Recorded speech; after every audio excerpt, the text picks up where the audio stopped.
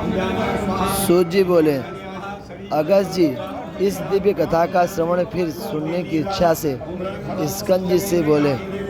अगस्त जी बोले, हे सेनापति देव, यह बड़ी विचित्र कथा है और देवी भागवत का महात्म कहिए। स्कंद जी बोले, हे मुने, इस कथा को सुनिए, जिसमें भागवत में के एक देश की महिमा है, जिसमें गायत्री को अधिकार कर धर्म का विस्तार कहा जाए।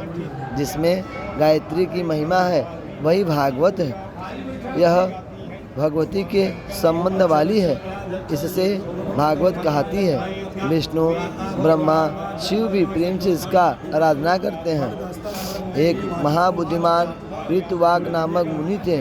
उनका पुत्र गंडात और रेवती नक्षत्र में हुआ। उसने विधिपूर्वक उसके जात कर्म को किए, चूड़ा, उपनयन, नांदी, श्राद्ध आदि संस्कार किए। जब से यह पुत्र उस महात्मा को हुए, तब से वह मुनि शोक रोग से व्याकुल हुआ। रोष लोभ से युक्त माता पिता के कारण नित्य रोग से व्याकुल, सोच से दुखी था। उसके कारण ऋतवाक चिंता से दुखी हुआ।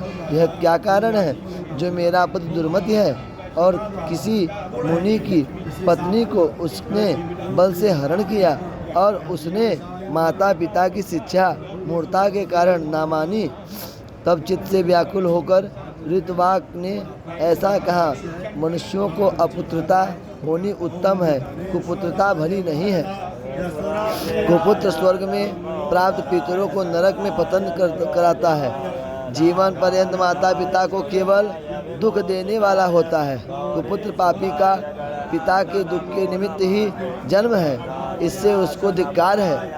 न वह सुहृदों का उपकार करे और न बैरियों का अपकार करे।